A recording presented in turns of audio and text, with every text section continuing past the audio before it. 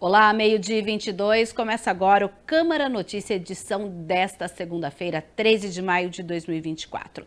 Participe com a gente, mande a sua mensagem pelo WhatsApp da TV Câmara Campinas no 19 97829 3776. Você pode, inclusive, apontar a câmera do seu celular para o QR Code que aparece aqui, aí você pode já, inclusive, entrar em contato direto conosco. Agora você confere o que tem de novidade no nosso jornal de hoje. 24 agências dos Correios em Campinas recebem donativos para as vítimas das enchentes no Rio Grande do Sul. No mês de conscientização sobre o trânsito, a ação trata da prevenção de acidentes com idosos. Em requerimento, vereadores questionam prefeitos sobre assuntos diversos. Parlamento Metropolitano discute vagas em hospitais da região. E no esporte, hoje tem novidades no vôlei Campinas e o desempenho dos times de futebol na Série B do Campeonato Brasileiro. E a gente abre a edição de hoje falando das notícias da metrópole, o que acontece aqui em Campinas e região. Porque a Prefeitura realiza nesta terça e quarta-feira o agendamento para os interessados na castração gratuita e microchipagem de cães e gatos na região dos bairros São Bernardo e Vila Industrial. São 1.000 vagas disponíveis. O Castramóvel vai estar no bairro para a realização das cirurgias entre os dias 20 e 24 de maio. Mas agora o agendamento é então amanhã, nesta terça e quarta. Nesta edição serão atendidos os bairros Jardim Aurélia, Jardim do Vovô, Jardim Dom Nery, Jardim Magnólia, Jardim Miranda, Pacaembu, Parque Beatriz e Parque Industrial, o São Bernardo, Vila Prost de Souza, Aurocã, Dutra, IAPI, Vila Industrial, Parque Itália, Nova Teixeira, Rialto, Santana, o Satúrnia e também o Teixeira. E para fazer o agendamento, o responsável então deve ir com uns documentos para fazer esse primeiro momento aí, ser maior de 18 anos e apresentar na hora do cadastramento RG, CPF e comprovante de endereço. O cadastramento pode ser feito, então, das 9 da manhã ao meio-dia, da 1 da tarde até às 4 horas, na Praça de Esportes Argemiro Roque, que fica na rua João Batista Morato do Canto, 390, no bairro São Bernardo. O endereço aparece aí, inclusive, vai ser o mesmo local que em terça e quarta, então, é o agendamento, e depois, a partir do dia 20, onde serão realizadas as cirurgias. E olha só, os Correios de Campinas recebem doações para as vítimas do Rio Grande do Sul. Veja na reportagem de Rafael Turati.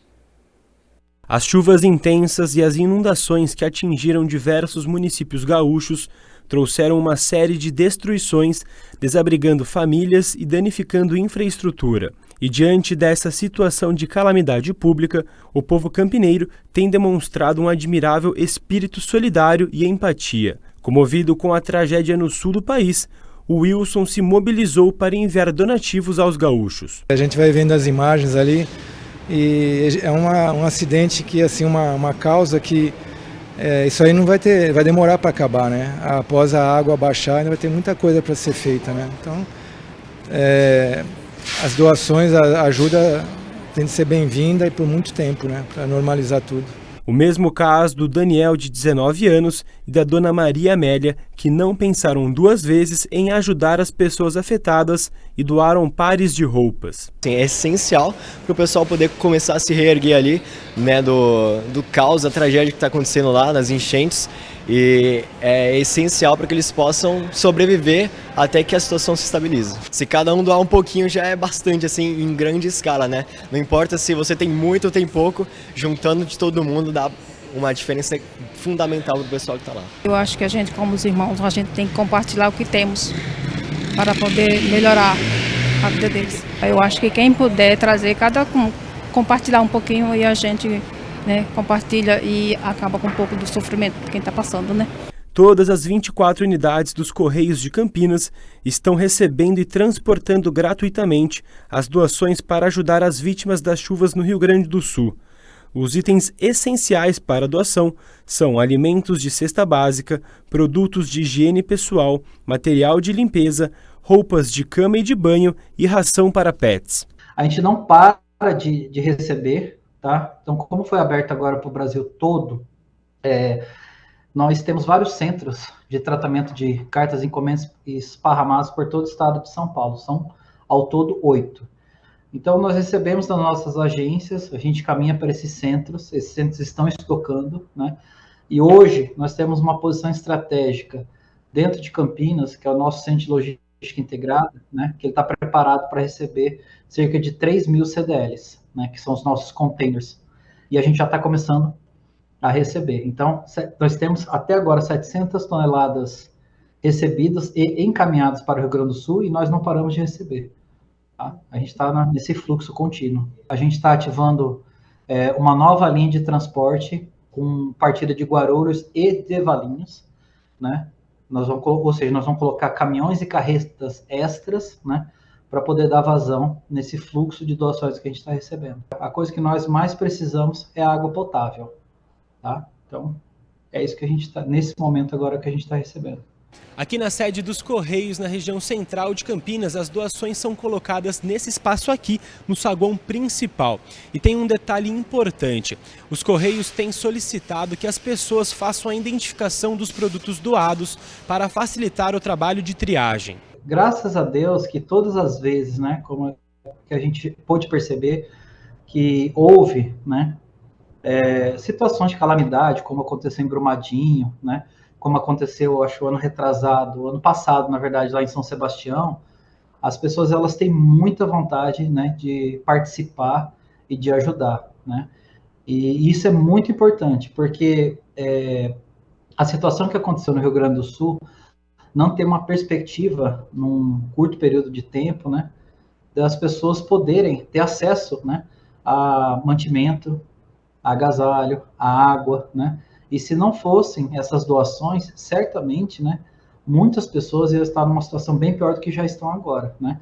Elas já estão numa situação extremamente difícil, as pessoas perderam tudo, né? Não só as questões materiais, mas também famílias, né, foram praticamente dizimadas por causa disso. E essa parte, né, da gente doar essas questões materiais, ela não resolve o problema, mas pelo menos minimiza o impacto, né? É hora de cada um fazer a sua parte para ajudar aí o pessoal lá do Rio Grande do Sul. A gente lembra que aqui em Campinas são, então, 24 agências dos Correios. Você pode ir a qualquer uma delas, deixar ali a sua doação e recomenda-se que faça, como o Rafael mencionou aí, a identificação do que está sendo doado. Mas se você é de outra cidade brasileira também, verifique aí o horário de atendimento da agência dos Correios na sua cidade e leve o seu donativo. E a gente lembra também que a Câmara Municipal de Campinas também é uma desses pontos de coleta para as doações que estão indo para o Rio Grande do Sul via Prefeitura Municipal de Campinas.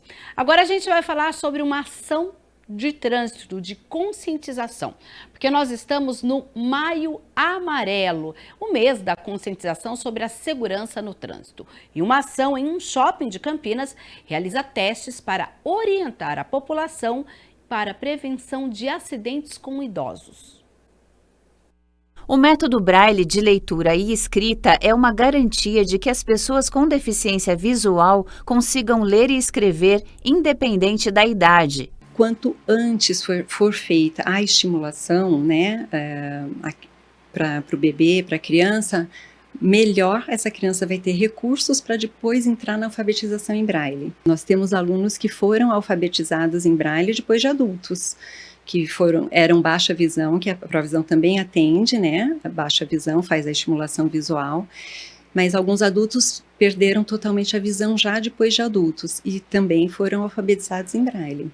Louis Braille nasceu em 1809, na França. Aos 5 anos, ficou completamente cego através de um acidente doméstico. Em 1825, estudou no Instituto para Jovens Cegos de Paris e foi quando criou o método Braille, que conta com 6 pontos, sendo 2 colunas de 3 pontos.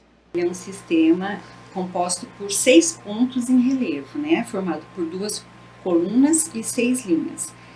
A combinação desses 6 pontinhos é que vai formar o alfabeto Braille, né?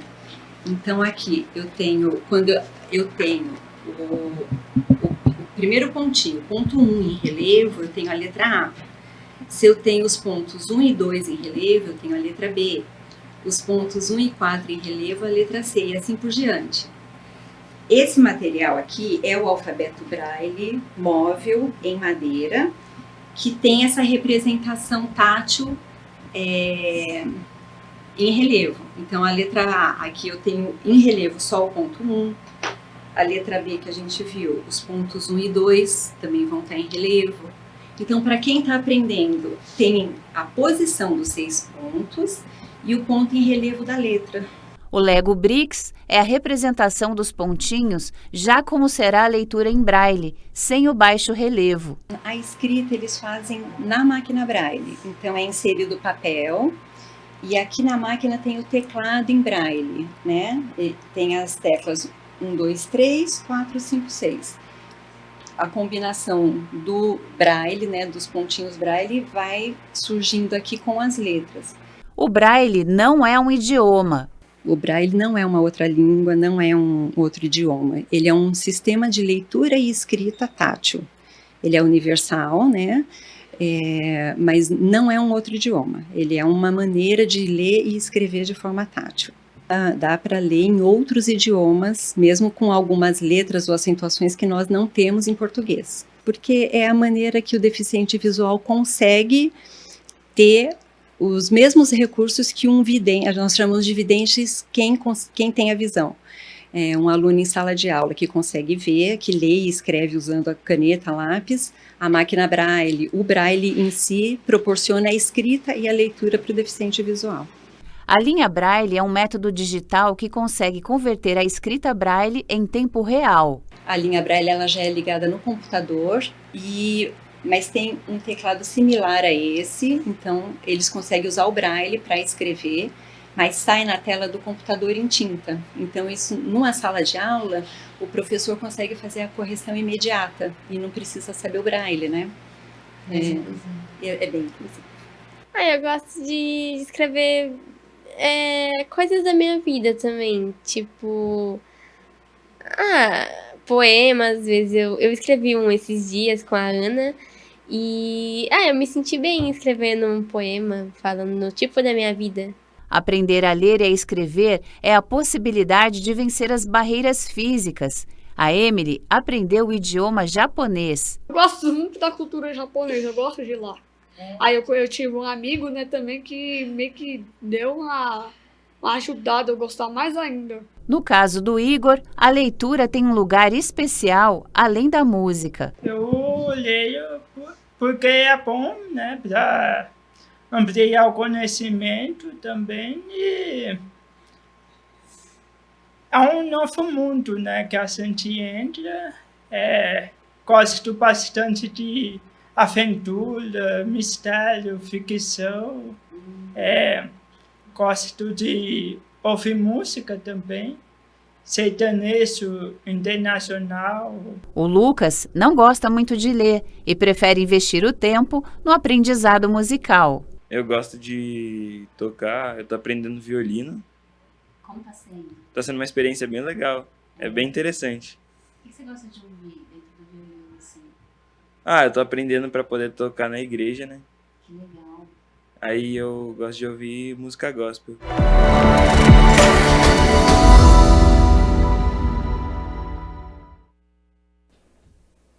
Olha, a gente chamou a reportagem do Maio Amarelo, mas a que entrou aí foi a reportagem da Alexandra Dias sobre o método Braille, que é um sistema de leitura e também escrita para pessoas com baixa visão ou totalmente cegas. Aí a oportunidade que essas pessoas têm de também, né, serem alfabetizadas em qualquer idioma. E olha, já vou dar um spoiler aqui. Ainda tem uma outra reportagem mostrando que você sabia que em Campinas a Biblioteca Pública Municipal, ela tem vários livros em braille. A gente vai mostrar ainda essa semana aqui no Câmara Notícia. Agora sim, nós vamos à reportagem do Maio Amarelo, o mês da conscientização sobre a segurança no trânsito, em que uma ação que aconteceu num shopping da cidade realizou testes para orientar a população na prevenção de acidentes com idosos. A Secretaria de Saúde de Campinas, em parceria com a PUC Campinas e INDEC, realizou no Shopping Parque das Bandeiras uma série de testes gratuitos para conscientizar a população sobre mobilidade segura e, com isso, reduzir principalmente acidentes com idosos. Durante a ação, também teve a emissão de documentos para vagas de trânsito. A gente precisa fazer justamente essa diversidade de locais. A gente tem que atingir todo tipo de população.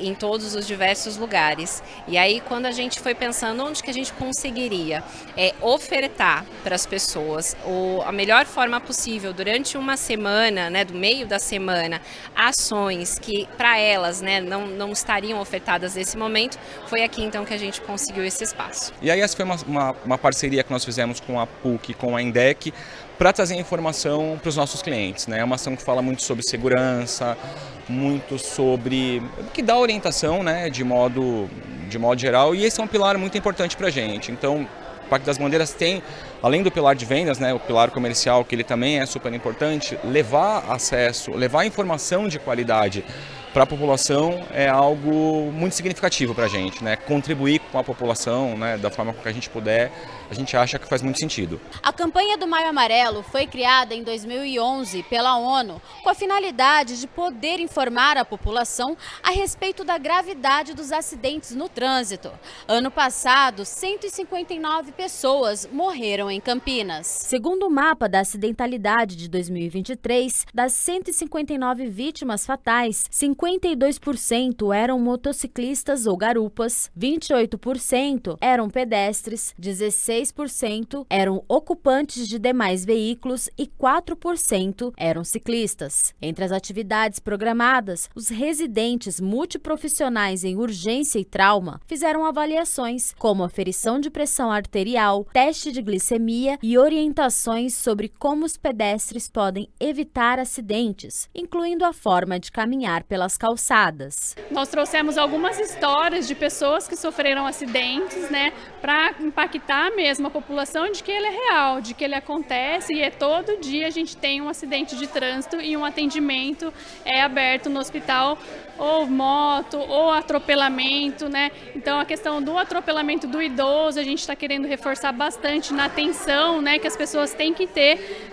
ao atravessar a rua, utilizar a sinalização correta. Então tudo isso faz parte, né, que repercute depois no acidente de trânsito. Para reforçar o Maio Amarelo, foi levado também a experiência de óculos simuladores que mostram, por exemplo, efeitos do consumo de álcool e a aplicação da vacina contra a gripe para evitar complicações causadas pela doença. Andréia, que estava caminhando pelo shopping, aproveitou a oportunidade. Eu acho ótimo, sim, porque a gente está tendo a oportunidade de passar por um lugar que você está de lazer ou até de trabalho mesmo e poder ser abordada para ganhar uma vacina, para mim é muito gratificante, assim, porque eu nunca tenho tempo eu trabalho em horário comercial, então eu nunca consigo ir tomar vacina, então eu acho isso muito bacana.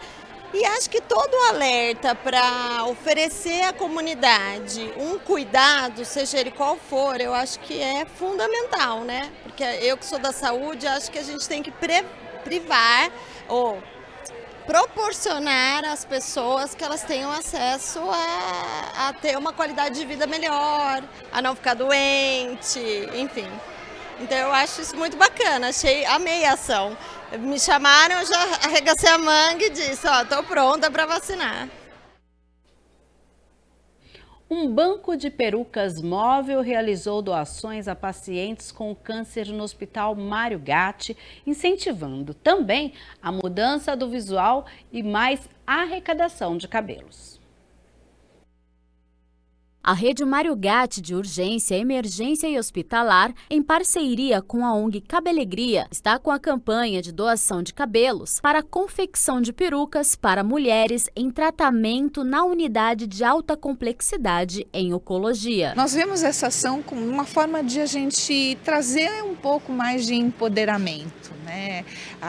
Todo tratamento é um momento difícil para essas mulheres, a autoestima normalmente fica muito rebaixada e os cabelos, né, são a moldura do rosto das pessoas e estamos aí trazendo essa oportunidade das pessoas darem uma nova cor, né, para a sua vida, emoldurarem as suas vidas e saírem mais empoderadas. Para retirar a peruca, é indispensável a apresentação de um laudo médico atualizado com no mínimo 6 meses e um comprovante de que está fazendo quimioterapia. A ONG só doa uma peruca por pessoa, então é muito importante que os documentos estejam corretos para a hora da verificação do cadastro.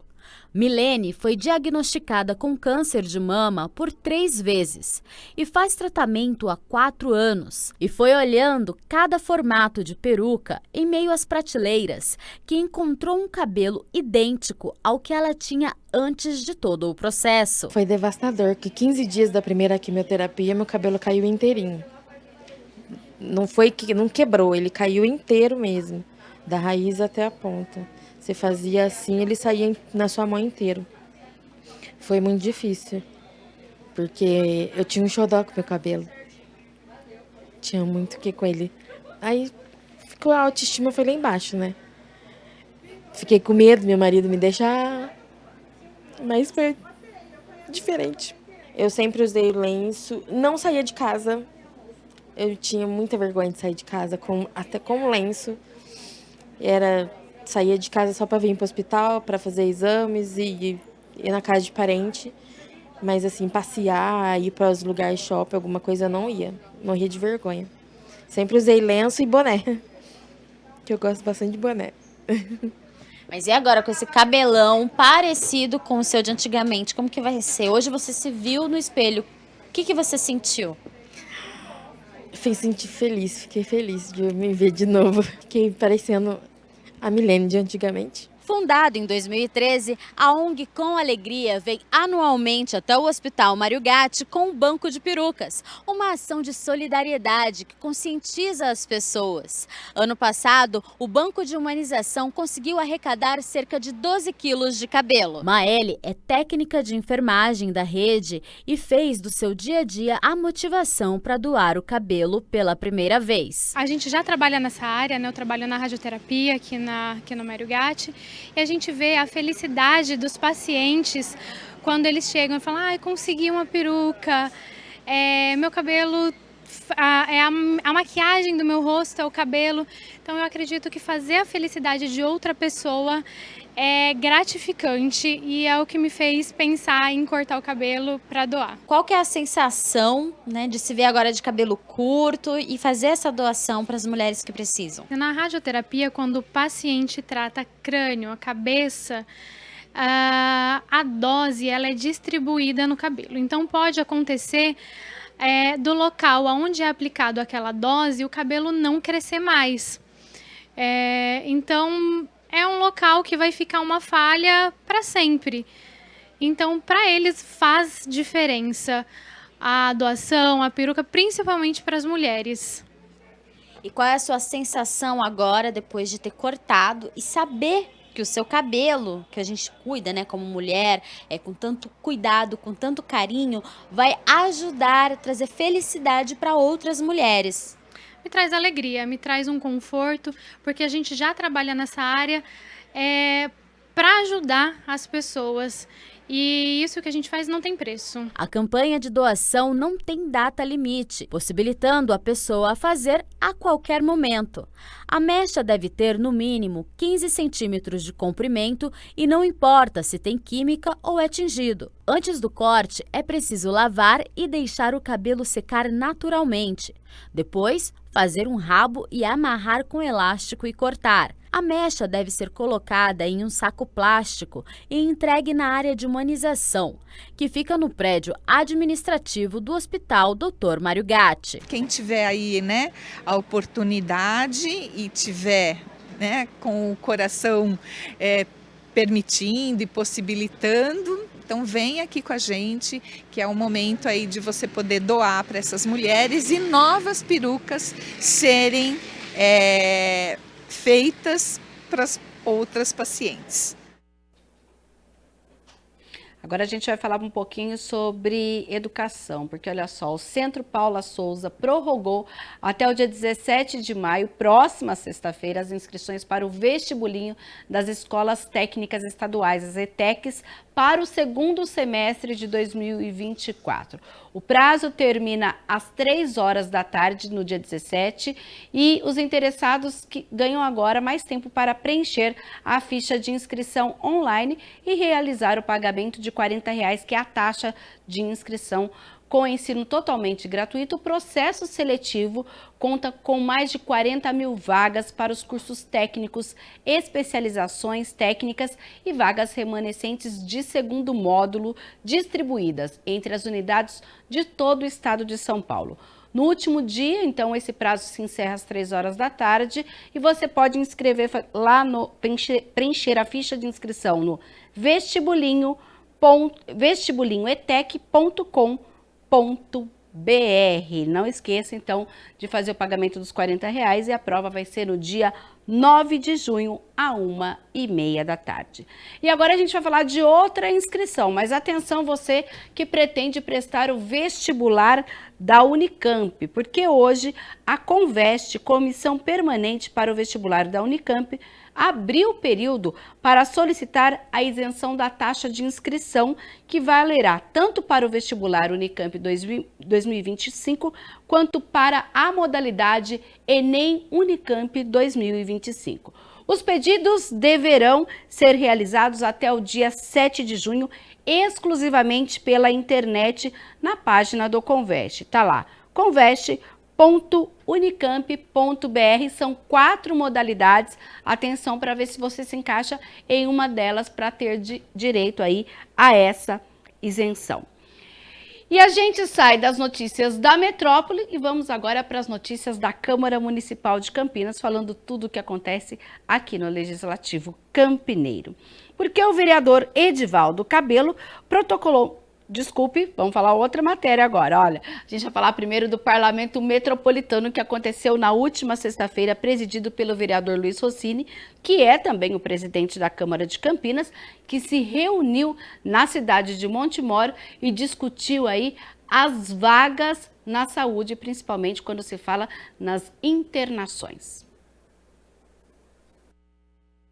Representantes das câmaras dos municípios da RMC participaram em Montemor de mais uma reunião do Parlamento Metropolitano, que tem como presidente o vereador Luiz Rossini. Eu percebo que em cada encontro os vereadores saem daqui com mais informação.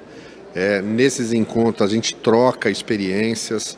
É sempre muito rico, né, o encontro dos presidentes de Câmara com os vereadores das várias cidades, porque muitas vezes problemas ou propostas trazidas de um município, né, podem ser reproduzidas em outros municípios. Então há sempre um crescimento.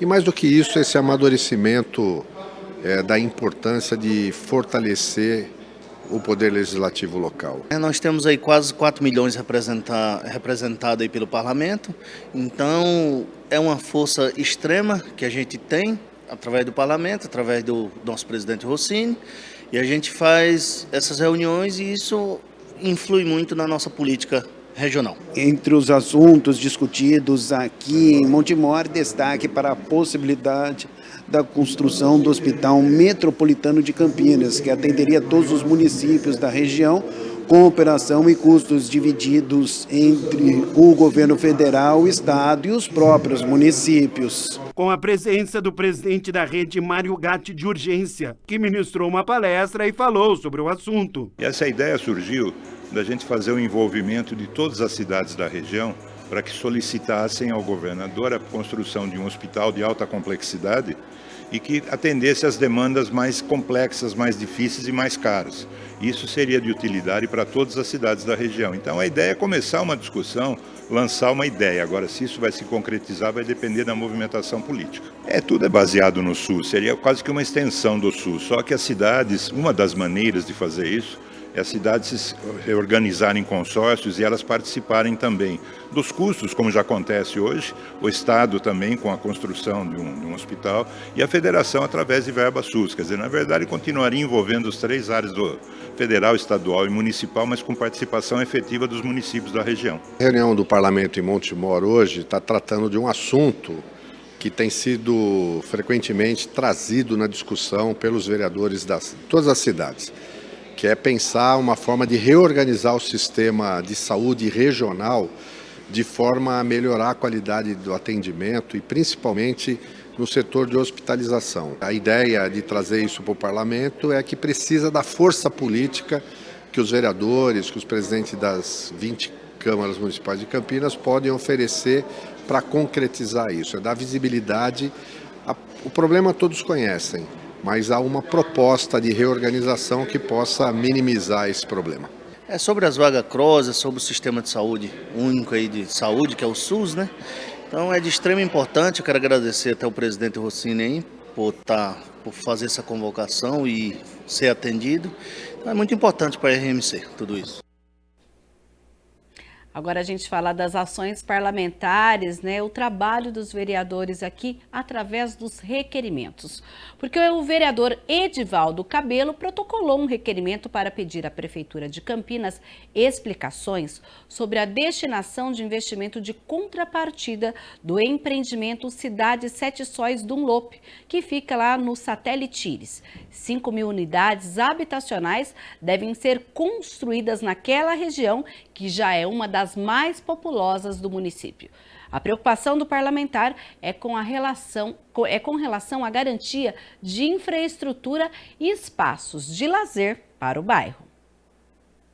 Por meio do requerimento 971 de 2024, o vereador Edivaldo Cabelo solicita ao Poder Executivo informações sobre o empreendimento Cidade Sete Sóis Dunlop. Um outdoor anunciando a novidade habitacional para a cidade já foi instalado na rua João Teodoro de Campos. Justamente nesse local há uma lagoa muito grande lá e a preocupação o que é que muitas crianças elas vão até aquele local, então eu quero saber que dentro dessa contrapartida, o que vai ser feito ali na região, em específico nessa própria lagoa. E a criança ela não tem noção do perigo, né? Ela vê uma lagoa lá, ela já acha que pode ir entrando. Então nessa própria contrapartida pode-se fazer também ali, explorar essa área como uma área de lazer. O empreendimento prevê a construção de 5.000 unidades habitacionais aqui nessa região do bairro Satélite Íris. A área, que é uma das mais populosas da cidade, é considerada estratégica, porque fica próxima a diversos pontos de ônibus e também ao BRT Campo Grande. No documento, o parlamentar questiona sobre o investimento de contrapartida da obra, já que, considerando a densidade populacional, o bairro ainda necessita de infraestrutura. O Satélite Íris está localizado no distrito do Campo Grande, onde residem atualmente 190.000 habitantes em 90 bairros, distribuídos principalmente ao longo da Avenida John Boy Dunlop. Então nós vamos estar vendo a resposta dessa contrapartida e ao mesmo tempo também a possibilidade de estar indicando a criação de uma arena poliesportiva ali, justamente para atender as crianças moradores do futuro empreendimento.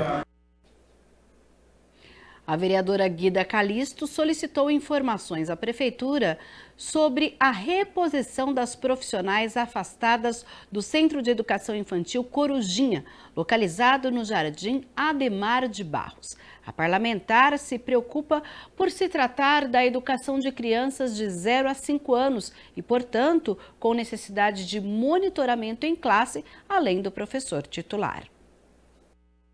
A vereadora Guida Calisto teve a informação de que o Centro de Educação Infantil Corujinha, localizado na esquina da rua Rodney Risse com Martinho Lutero, no bairro Ademar de Barros, está com algumas funcionárias afastadas. Por conta disso, apresentou o requerimento 950 de 2024 a respeito do tema.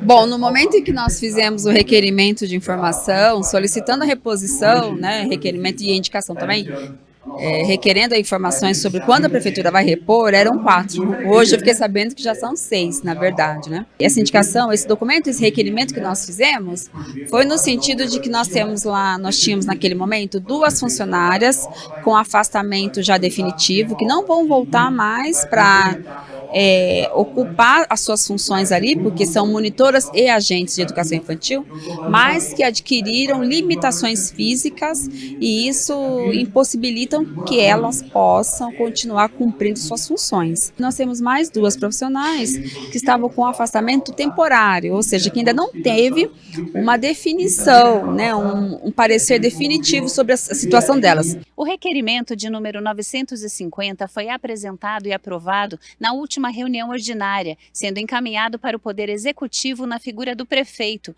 que terá, segundo a lei orgânica da cidade, o prazo de 15 dias para respondê-lo, sendo prorrogável por mais 15 dias. A reposição dos profissionais se justifica pela garantia dos direitos. Os nossos alunos têm o direito à educação, direito a um atendimento com qualidade, e atender com qualidade as nossas crianças é ter profissionais capacitados em condições físicas, saúde mental e física, para poder atender as nossas crianças. A vereadora reforçou a importância dessas funcionárias na dinâmica escolar. E a situação está insustentável. Para quem conhece uma SEI, um centro de educação infantil, um espaço onde crianças de 0 a 3 anos estudam, sabe o quanto é necessário a gente ter profissionais, servidores públicos ali atendendo. Nós estamos tendo muita deficiência de profissionais em várias áreas da educação, em várias unidades de escolas da educação, e nós também estamos aí atentos com relação aos pais de crianças autistas que precisam de profissionais que façam acompanhamento das nossas crianças PCDs, que são crianças com deficiência, e também crianças autistas, enfim. Por iniciativa do vereador Edivaldo Cabelo, a Câmara criou uma frente parlamentar para fortalecer a categoria dos profissionais da área da beleza. Encabeçado pelo vereador Edivaldo Cabelo e endossado por outros parlamentares, o requerimento pede a criação da Frente Parlamentar de Defesa do Empreendedorismo nas atividades de salão de beleza e barbearias. Como objetivo, a Frente Parlamentar quer fortalecer a categoria dos profissionais da área de beleza e também discutir políticas públicas, com investimentos econômicos, captação de eventos para Campinas, qualificação profissional e geração de emprego e renda para os profissionais da área. É sabido nós que trabalhamos nessa área, nesse segmento, tanto manicure, massagista, barbeiro, cabeleireiro, dentre outros profissionais da área da beleza, nós sofremos muito no período da pandemia por não ser uma profissão não era essencial. As frentes parlamentares da Câmara Municipal de Campinas têm por objetivo promover o debate com a população. Ainda segundo o parlamentar, a ideia com essa frente é trazer benefícios para o segmento. Como que, por exemplo, uma desburocratização no segmento, desde questão de alvarás, desde taxas em relação a tributos que esse profissional hoje paga, tendo a frente parlamentar, então é passivo de nós irmos até o executivo e cobrar algumas posições junto ao executivo. Também abre leques para trazer empreendimentos como workshops na área da beleza. Então, quando o município tem uma frente parlamentar aberta, isso abre grandes portas para fomentar o segmento na cidade de Campinas. Agora a gente fala das homenagens, porque depois de projetos de decreto legislativo que são aprovados na Câmara, depois são marcadas as solenidades. E olha só, na última semana aconteceu a 27ª reunião solene para a entrega do Diploma de Mérito Empresarial José Bonifácio Coutinho Nogueira. Veja como foi. Por iniciativa do vereador Igor Diego, a Câmara Municipal entregou o diploma de mérito empresarial José Bonifácio Coutinho Nogueira a 3 empreendedores. O parlamentar abriu a solenidade justificando a iniciativa. Eu conheci essas pessoas que estão aqui hoje, né? Nenhum deles aqui eu conheci antes de ser eleito na mesa. Eu vim conhecer eles, todos eles aqui da mesa. Então, Caio Porto, Marcelo, Adriana, né? E os nossos homenageados. Obrigado, vocês, sabe, como eu digo, eu estou, né, sendo o autor aí da proposição, mas a honra é minha, de verdade, da nossa equipe que está ali, porque quando a gente sai na rua, as pessoas ficam esperando algo, olhando para a gente assim, esperando algo em troca daquele voto de confiança. O primeiro homenageado foi o César Massaioli, presidente da Portal Publicidade, a agência com mais de 50 anos de trajetória em Campinas. Formado em Publicidade e Propaganda e em Direito, Massaioli também apoia inúmeros projetos sociais e causas locais. Mais de 70% dos nossos clientes são de fora de Campinas. Então a Portal é uma empresa que, por ser campineira, criada por campineiros e tocada por campineiros, a gente capta recurso lá fora e traz recurso para a cidade. A gente gera emprego aqui, paga imposto aqui, então a gente faz um trabalho muito legal, que é dar oportunidade para todo mundo e continuando as nossas origens aqui. O presidente da Confra Business, Raul Ramos, também recebeu a honraria. A empresa tem participação no segmento empresarial em todo o país, fomentando investimentos de grandes empresas e conectando empresários. Isso não é uma conquista minha, é uma conquista de todo, como o vereador Igor comentou. Isso aí vem, o fruto vem lá de trás, a gente deve. Muito obrigado, mãe, muito obrigado, minha esposa, muito obrigado, minha família, porque eu acho que é isso que nos leva aonde a gente quer chegar. E, por fim, Ricardo Lotufo Tosi, cofundador e vice-presidente da Confra Business, um hub, local que agrega vários produtos ou serviços ao mesmo tempo de empresários e executivos sêniores, que tem por objetivo a geração de conteúdo e negócios para membros. Também recebeu o diploma de mérito empresarial José Bonifácio Coutinho Nogueira. Definitivamente, esse é um dos dias mais importantes da minha carreira. De verdade, eu nunca pensei estar aqui. Eu comecei em empresas multinacionais e sempre buscando a carreira corporativa, virei empresário em 2018. Então, realmente, isso para mim é uma surpresa e fantástico estar aqui. E o programa Câmara Educa recebe alunos do programa Jovem Aprendiz do SENAC. Alunos da turma do programa Jovem Aprendiz do SENAC, Serviço Nacional de Aprendizagem Comercial de Campinas, realizaram uma visita guiada na Câmara Municipal e puderam conhecer departamentos da casa e a rotina do Legislativo. Primeira vez que você vem na Câmara? É a primeira. Qual o impacto assim que você teve? Eu achei bem interessante, porque é tudo muito novo, né? Tudo uma coisa fora da nossa realidade, porque a gente às vezes mora muito longe, ou não tem tanto conhecimento sobre a gente poder visitar aqui, porque é algo tão comum e a gente não tem esse conhecimento todo. Qual é a importância das pessoas saberem que elas podem vir aqui, que aqui nada mais é que a casa do povo? Justamente por ser a casa do povo, a gente poder dar a nossa voz, as nossas ideias, as nossas convicções, sabe? Não só guardar pra gente, mas como mostrar que a gente também tem voz no município. Essa é uma parceria realizada por meio do programa Câmara Educa da Escola do Legislativo de Campinas, a Elecamp. Acho uma oportunidade muito boa para a gente vir conhecer a Câmara e ainda mais como jovens, né, para a gente saber que aqui é um lugar que pode ser visitado, né, tipo, com as instituições que a gente estuda. E uma grande oportunidade para a gente conhecer mais da nossa cidade. Primeiro, dizer que eles são muito interessados, várias questões que de respeito na cidade foram perguntadas aqui, tanto na perspectiva de projeto de lei, que é a competência dos entes, né, a nível federal, estadual, municipal, e projetos específicos que já foram anunciados aqui para o nosso município, e que muitas vezes surge a dúvida, né, de quem que é a responsabilidade, se é do estado, do município, e principalmente como que a gente pode propor os projetos de lei, o que é visto de iniciativa, e estão bem antenados com relação à democracia.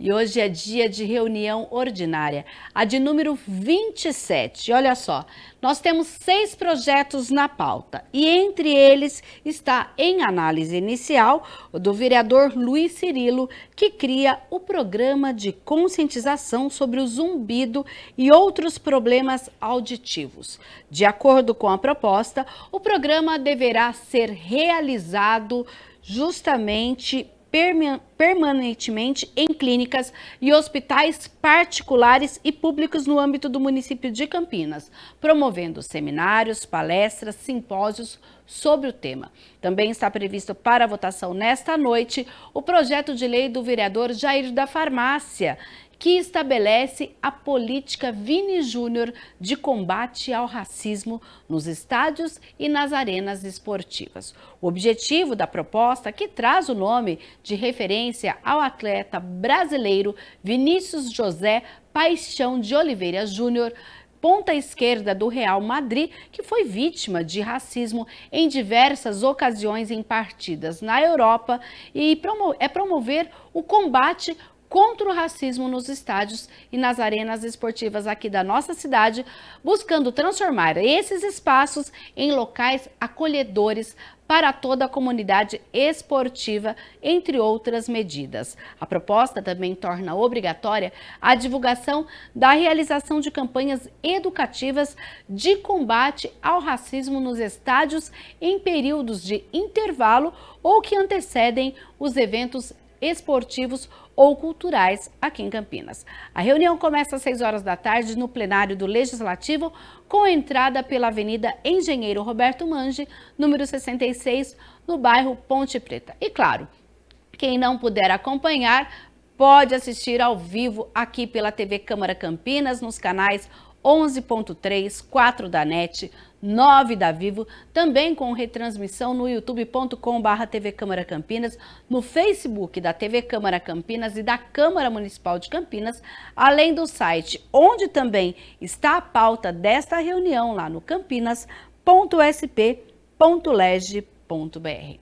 E agora a gente vai falar de educação, porque na região de Campinas, 277 mil estudantes têm educação financeira no currículo. Estão aprendendo a lidar com o dinheiro. E o André Aranha conversou com profissionais da área da educação e mostra agora no quadro De Olho na Educação.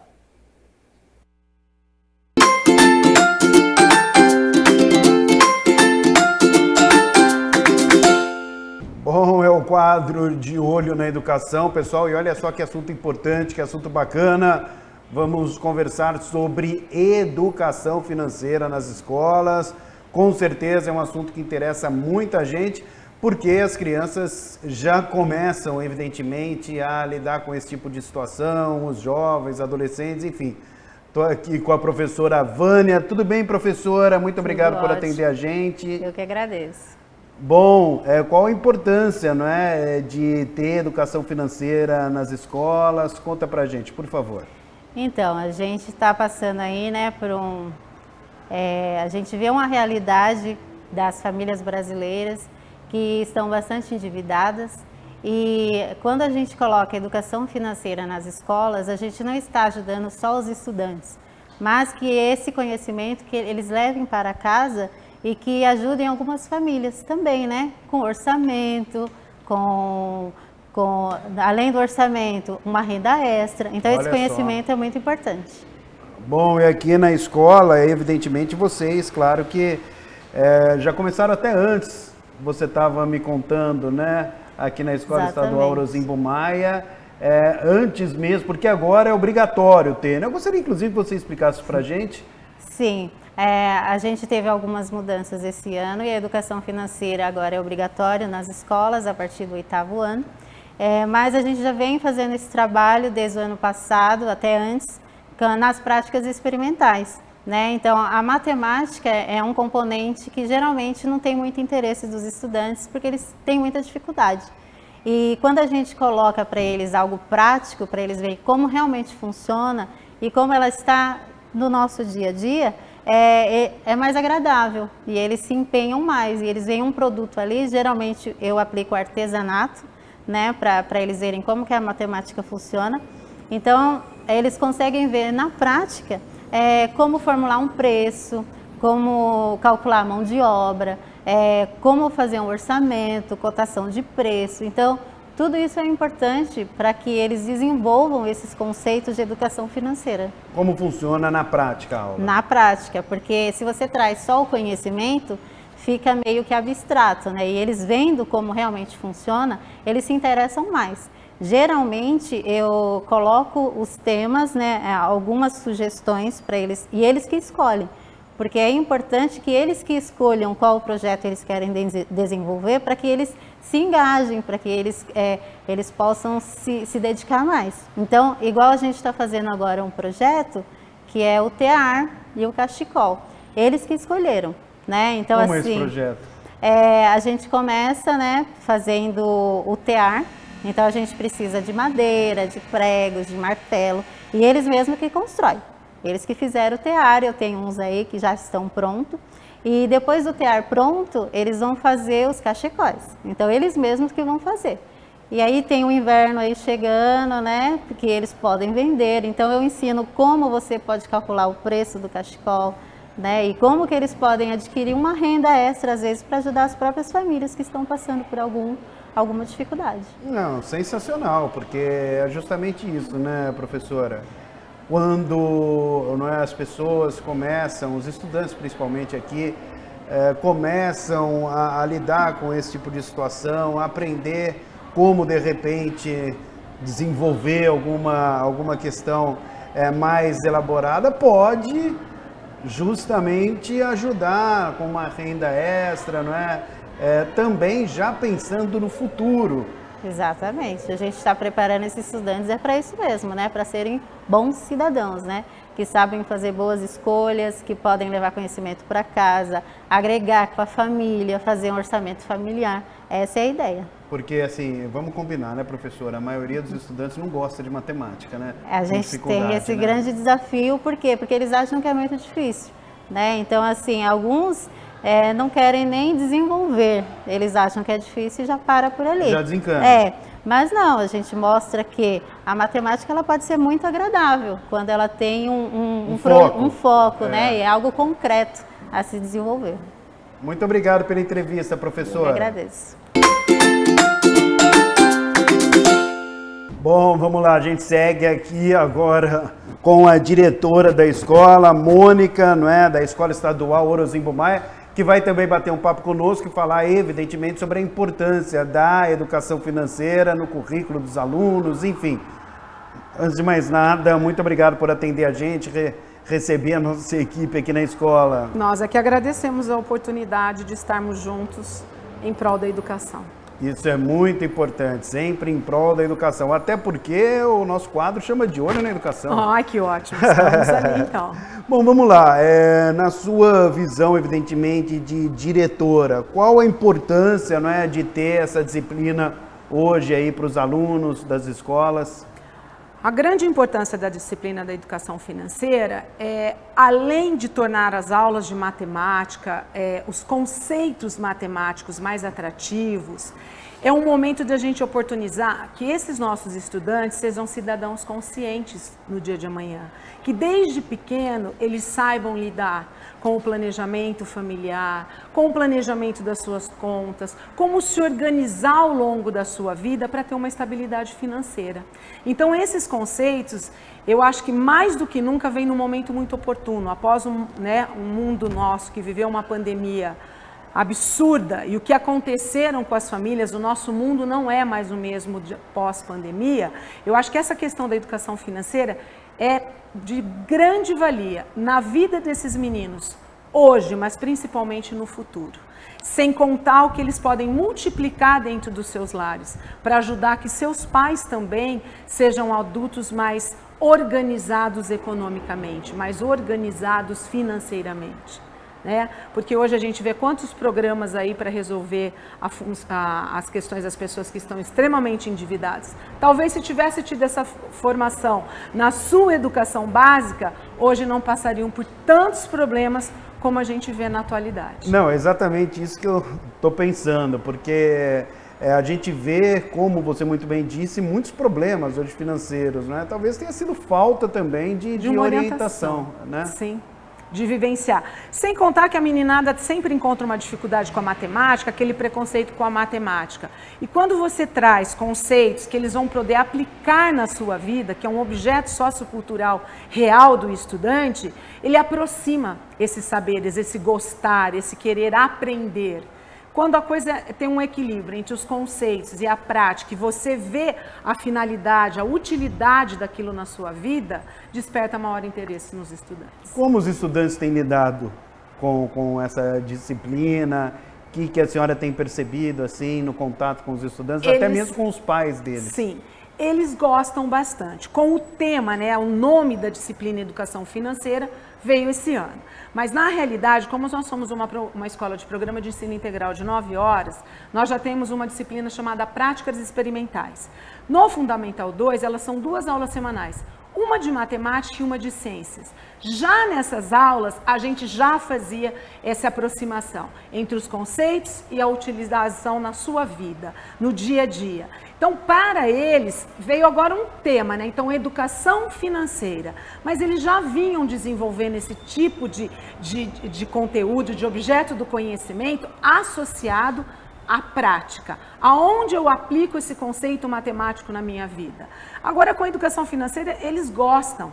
Né? Porque, não sei se porque mudou o tema também, e é um número maior de aulas semanais do que apenas uma, de matemática e outras ciências, onde a gente fazia essa aproximação do conceitual com o procedimental, com o atitudinal, eles estão amando. E os pais acharam de grande valia. Não, isso que você falou é realmente muito interessante e é a mais pura realidade mesmo.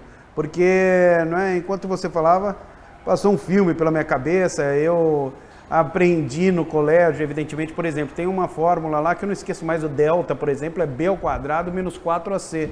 Eu vou usar isso onde, né? Então, quer dizer... Qual que é esse sentido, né? Exatamente. Agora, a educação financeira, você aprende coisas que, de fato, você vai usar na prática, não só agora, como no futuro, né? Você vê utilidade na sua vida cidadã. Você vai aplicar isso ao longo da sua vida inteira. Enquanto adolescente, jovem, adulto, você vê a utilidade no dia a dia. Hoje, os nossos jovens aí de ensino médio, que aqui é uma APEI de 9 horas híbrida, ensino fundamental e ensino médio. O médio hoje, eles já pensam qual é o banco que dá maior rentabilidade, qual é os juros que eu vou ter. Olha só que interessante eles isso. Eles pensam, eu quero guardar dinheiro em banco X, tal banco digital, diretora Mônica, esse tá dando mais juros por dia do que o outro. Quando que a gente via isso antes?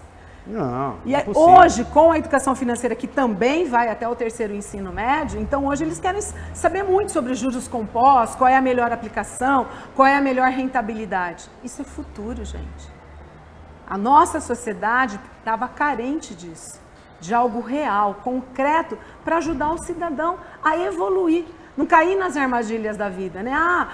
Compra aqui em 30 prestações, os juros é baixinho, mas você não sabia nem quanto era. Exatamente. Quando você vai ver lá, calcular no final, você pagou 3 vezes o produto que era para você pagar. E não sabe nem o que está acontecendo. E não sabe nem o que pagou, como foi. Hoje, é isso mesmo. Eu tenho esperança que o futuro desses meus estudantes já não sejam assim.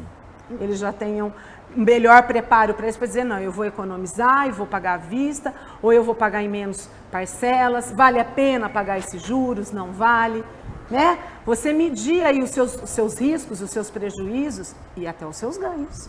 Pois é, e a gente estava até falando que a matemática às vezes é um bicho de 7 cabeças. Exato. E realmente é mesmo, não é uma disciplina que sempre está no gosto da meninada, né?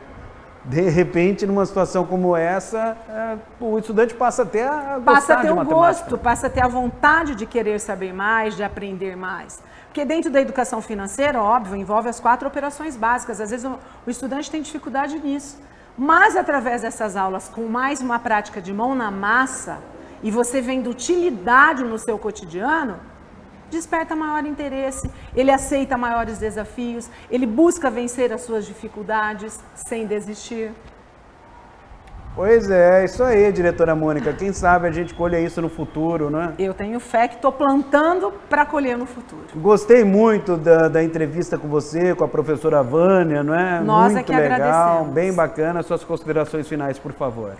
A gente gostaria de dizer assim que é de suma importância a educação financeira nas escolas, iniciando já no ensino fundamental, 8º ano, onde são alunos aí entre os seus 12 para 13 anos, acho importantíssimo.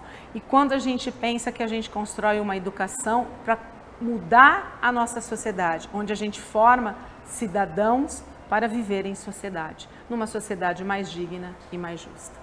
Boa, muito obrigado. É isso aí, pessoal. Eu sou o André Aranha e você já sabe, né? Estou sempre de olho na educação. Tchau.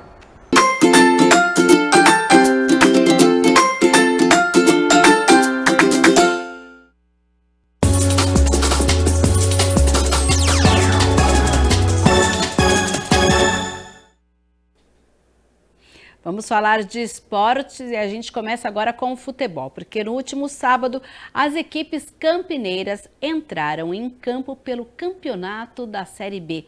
Jogando em casa, o Guarani supera o Botafogo de Ribeirão Preto e conquista a primeira vitória na competição. Com um peso de 3 derrotas seguidas nas primeiras rodadas, jogando em casa no Brinco de Ouro e na zona de rebaixamento, o Guarani, precisando reagir, tomou a iniciativa de ter a bola e começou pressionando o adversário. Aos 21 minutos, em escanteio de Chay, a bola voltou para o jogador que fez um segundo levantamento. O goleiro Michael espalmou para o meio da área e João Vitor aproveitou para mandar para o gol vazio. Guarani 1, Botafogo 0. Logo depois, aos 28, o Guarani ainda assustou com um chute de Heitor, mas Michael fez boa defesa. Já no começo do segundo tempo, o Bugre teve a oportunidade de ampliar com João Vitor após bonita jogada de Camacho, mas parou em defesa de Michael. E agora sim, em contra-ataque, Lucas Paraíso, aos 20 minutos, ganhou na velocidade de Fábio Sanches e tocou na saída do goleiro. 2-0 Guarani. Aos 29 minutos, o Botafogo tentou diminuir o resultado em chute de Erickson, mas não conseguiu. O goleiro Vladimir se esticou todo para evitar o gol adversário. Com uma vantagem maior no placar, o Bugre segurou o resultado e confirmou a primeira vitória no campeonato. Ainda na zona de rebaixamento, a equipe do técnico Júnior Rocha ocupa a 17ª posição. O Guarani volta a campo às 9h30 da noite pela 5ª rodada e o Bugre visita o Coritiba no Couto Pereira. E com gol de Dodô, Ponte Preta marca aos 50 minutos do segundo tempo e arranca empate no apagar das luzes na 4ª rodada da Série B. Vamos conferir.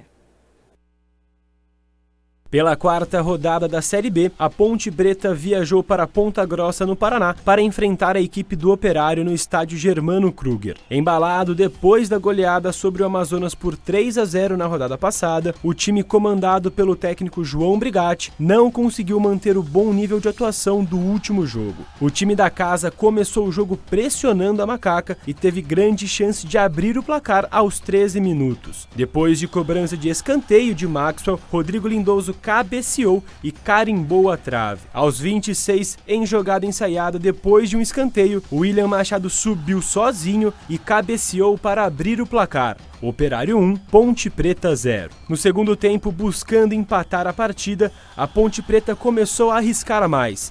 E em boa jogada de Elvis e Gabriel Novaes, aos 4 minutos, o atacante ponte pretano chutou e Rafael Santos defendeu. Na segunda etapa, o jogo caiu de rendimento com poucas jogadas de criação. No final da partida, o zagueiro Fagner Alemão foi expulso e deu um novo fôlego ao time de Campinas. Com um jogador a mais, a Macaca foi com tudo para o ataque e aos 50 minutos, o atacante Dodô, após receber passe de Emerson Santos, o camisa 7 estufou as redes para empatar o jogo. Final da partida, Operário 1 e Ponte Preta também 1. Com o resultado, a Macaca chegou aos 5 pontos, ocupando a 12ª posição. E o próximo compromisso da Macaca é na quarta-feira, onde a Ponte recebe o Santos no Moisés Lucarelli às 9h30 da noite pela 5ª rodada da Série B. E agora a gente vai falar do vôlei. Temos novidades, porque olha só, o Vôlei Renata, a equipe campineira, que segue se preparando para a disputa da próxima temporada. O atual vice-campeão da Superliga apresentou grandes contratações nesta segunda-feira e é o André Aranha quem traz as informações. Pois é, duas ótimas, não é, notícias aí para a torcida do vôlei campineiro, não é? O Vôlei Renata apresentando duas grandes contratações na manhã desta segunda-feira.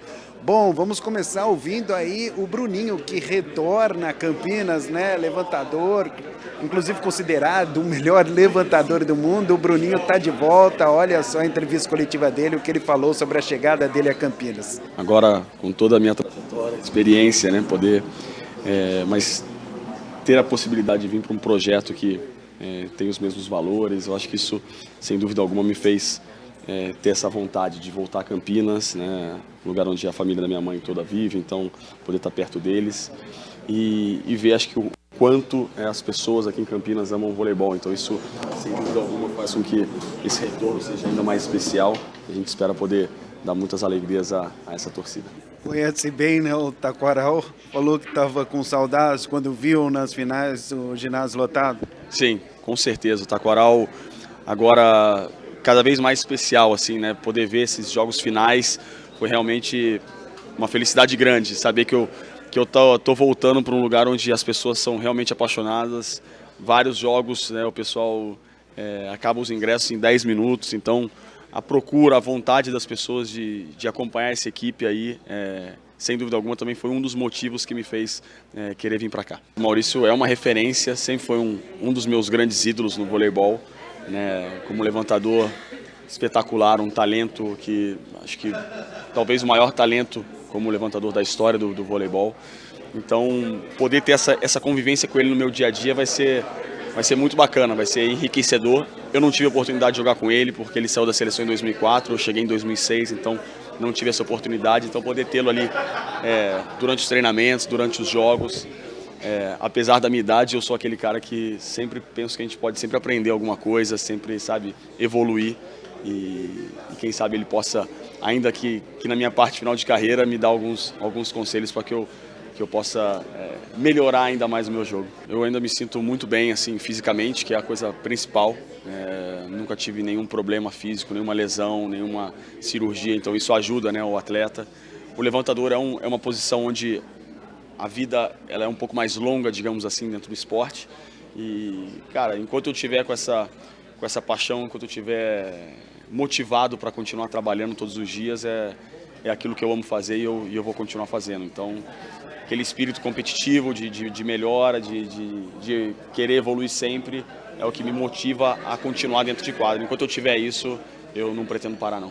Bom, tá aí o Bruninho, né, que foi apresentado pelo Maurício, que é um dos embaixadores aqui do Vôlei Campinas, inclusive o próprio Bruninho acabou falando que é um dos ídolos dele, de infância e tudo mais. O Bruninho, que é filho aí do Bernardinho, está de volta, portanto, ao vôlei campineiro. Também foi apresentado na manhã de hoje, não é, o Judson, central, jogador importante, reforço que certamente vai ajudar e muito. Foi apresentado aí pelo André Heller e falou sobre a chegada a Campinas. Eu acho que eu chego em um momento diferente da carreira, eu acho que chego mais evoluir em muitos quesitos, né? Como eu disse, eu melhorei tecnicamente, mas não só isso, acho que a mentalidade, a experiência que algumas demandas, você não consegue adquirir isso sem realmente passar por situações, sem realmente jogar em certos momentos de pressão, isso te traz uma bagagem que agrega muito para a carreira de todo atleta, né? Então eu acho que esse é um momento que eu já chego muito melhor nesses quesitos, né? Já passei por várias situações, então eu acho que posso agregar muito mais, não só do que o que eu posso entregar como técnica, mas no todo geral, acho que chego muito melhor para essa temporada. E eu acho que a expectativa é muito grande. É como eu falei, a gente conseguiu montar um ótimo grupo para trabalhar essa temporada. Então acho que a gente sentar, ver os nossos objetivos. Eu tenho certeza que se o time todo se fechar e se comprometer com o trabalho, com a dedicação, a gente com certeza vai colher muito bons frutos nessa temporada. Eu acho que assim, você falar, não, vamos ser campeão é complicado, não tem como dizer, porque até a própria Superliga, o nível melhorou bastante, tem mais equipes equilibradas, né? Mas assim, é como eu disse, a nossa equipe se tornou uma equipe muito qualificada, então eu acho que assim, se todo mundo se comprometer, as chances vão ser muito maiores, né, do que a gente já teve. Então a equipe é qualificada, a comissão é muito qualificada também, e todo o entorno que eles entregam pra gente é uma ótima estrutura, tudo que a gente precisa para realmente desempenhar o nosso melhor. Então eu tenho certeza que a gente vai estar pleiteando, vai estar buscando com certeza esse lugar, e é o que o time busca, né? Já teve em 2 finais, infelizmente não conseguiu ser campeão, mas a gente espera sim quebrar essa coisa das finais, trazer essa medalha de ouro, esse título da Superliga para Campinas, com certeza. Essa troca de experiência é uma coisa muito bacana. Esses caras, Maurício, André, eu acompanhei, o Maurício nem tanto eu não consegui, porque ele parou em 2004, mas o André ainda acompanhei uma boa parte da carreira. Então, chega às vezes você nem percebe que você tá trocando experiências, trocando vivências com esses caras que são lendas no nosso esporte, né? Então, eles também passam muito isso. Aqui tem muito essa troca, porque como a proximidade deles no projeto é muito maior, então eles sempre dão muito toque, o que a gente pode melhorar, o que não pode. Então, e a gente também fala, não, o que você consegue me ajudar, passa disso, né? Então acho que para as pessoas imaginar, é como se você estivesse conversando. Se você pensa algo sobre vôlei, você tem alguma opinião, é mais ou menos o que acontece. Então você pode se sentir parte sim, porque a gente conversa muito sobre isso. Para um atleta da base, aqui tem um projeto social, tem as categorias de base, desde os mais novos, você chegar ali na quadra, você vê caras que são medalhistas olímpicos, você vê, por exemplo, pessoas na minha situação que estão ali jogando nesse momento, conversando, trocando essa experiência, com certeza inspira eles também. Não, eu quero estar num momento desse, eu quero poder chegar num time, ter uma experiência de conversar a respeito de alguma coisa sobre vôlei com um campeão olímpico, que isso com certeza vai agregar. Então acho que já me ajuda e ajuda também eles que pretendem chegar em algum lugar. O que eu quero dizer à torcida é que eu estou muito feliz de estar voltando, e eu não preciso nem pedir, porque eles já fazem isso, eles já apoiam 100%, o Taquaral eu já vim jogar, eu sei como é que é, já joguei aqui a favor e contra também, então eu sei como que é o ginásio sempre lotado, então é pedir que eles continuem fazendo isso, apoiando o time, impulsionando o time, que com certeza essa temporada tem muita coisa legal para acontecer. Bom, é isso aí, o Vôlei Renata, portanto, se reforçando aí para a temporada 2024-2025. Horácio, inclusive, o treinador, fica aqui por mais 2 temporadas. Também uma excelente notícia, o vice-campeonato conquistado recentemente da Superliga foi até certo ponto bem visto aqui, mas a expectativa, claro, de que a equipe conquiste de repente aí nessa próxima temporada que está chegando, o título pelo menos está se reforçando para isso, e é essa a grande expectativa aqui do Vôlei Renata. Olha, então a gente aguarda aí, vamos acompanhar, e todo mundo bem empolgado aí com essas novas contratações, esperando essa nova fase do Vôlei Renata, o nosso time de vôlei aqui de Campinas. Bem, tá chegando a hora de falarmos sobre a previsão do tempo. Aliás, devido às chuvas lá no Rio Grande do Sul e tudo que vem acontecido em função das enchentes, é um tema que tem chamado bastante a atenção da maioria das pessoas. Mas você já viu se vai chover hoje? Vai fazer sol? Ou ainda se tem tempestade chegando? Pois é. A previsão do tempo é um importante processo de antecipação das condições meteorológicas por meio do levantamento de dados geográficos e climáticos de uma localidade antes de chegar até a sua casa. Os profissionais precisam avaliar e interpretar aí muitos dados e as condições da atmosfera. Quer saber mais sobre todo esse processo? Então confira na reportagem de Ana Paula Meneghetti. A maioria das pessoas já se acostumou a acompanhar os telejornais para conferir a previsão do tempo, mas poucos sabem realmente como ela é feita. A previsão do tempo antecipa as situações climáticas locais por meio da análise de dados. Ela é feita especialmente pelos meteorologistas, que são os profissionais que analisam as condições físicas da atmosfera. Nesse diagnóstico, a gente está olhando dados de estações meteorológicas, imagens de satélite, cartas meteorológicas que identificam os principais sistemas atuantes, não só para a localidade, para onde está sendo feita a previsão, mas para uma área bem mais abrangente. E aí a gente olha esses dados para algumas horas até o momento, né, da elaboração da previsão, para fazer esse acompanhamento, entender o que está acontecendo na atmosfera, quais são os principais fenômenos envolvidos, e a partir daí a gente monta então esse quadro, esse diagnóstico, que nos ajuda já a fazer alguma projeção para as próximas horas, para aquele dia. Todo esse processo conta na atualidade com um intenso uso de ferramentas de tecnologia da informação e da comunicação, que auxiliam na maior confiabilidade dos dados levantados. Como a atmosfera é um meio físico, né, está sujeita a várias leis da física, dinâmica, termodinâmica, mecânica de fluidos, radiação e assim por diante, e esses processos todos eles conseguem ser equacionados matematicamente, a gente tem o que a gente chama desses modelos numéricos de previsão do tempo, que são esses softwares que resolvem essas equações, né, através dos supercomputadores em centros nacionais, internacionais também.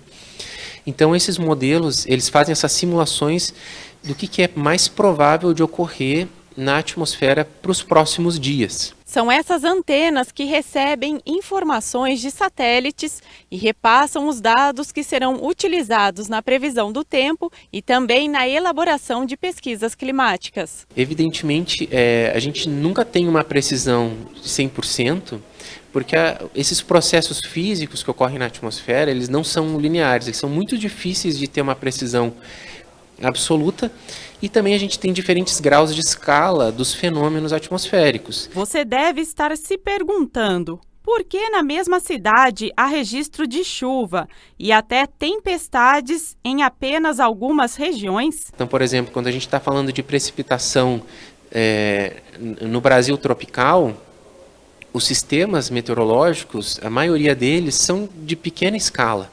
E a gente não tem como expressar exatamente quando, como, onde que isso vai ocorrer. Tem alguns fenômenos que podem cobrir toda uma cidade, uma região, né, ou até várias regiões, como linhas de instabilidade, frentes frias.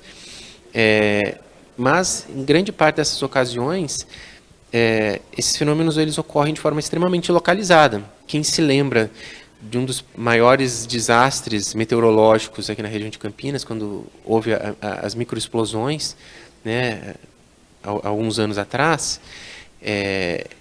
alguns bairros da cidade foram destruídos, né, shoppings foram destruídos, destelhados, e em outros bairros da cidade as pessoas só ficaram sabendo que houve aquela tempestade porque viram nos noticiários. O meteorologista sempre está pensando no que pode impactar a vida das pessoas. Por isso, o principal objetivo da previsão do tempo é fornecer informações com foco na prevenção de diferentes cenários, a fim de evitar prejuízos financeiros e materiais, além de salvar vidas. Mas a gente sempre trabalha nessa perspectiva preventiva. Então, se a gente tem cenários diferentes, que modelos diferentes podem estar apresentando, a tendência é que o meteorologista ele opte por aquele cenário que indica maior risco para a população. E é esse viés que ele vai passar na sua previsão do tempo. É para que as pessoas possam seguir as suas rotinas estando preparadas. Para, por exemplo, em algum caso de chuva intensa, se ela está no trânsito, ela saber optar por vias que não são tão propensas a alagamentos, ou buscar abrigo, né, em caso de uma tempestade.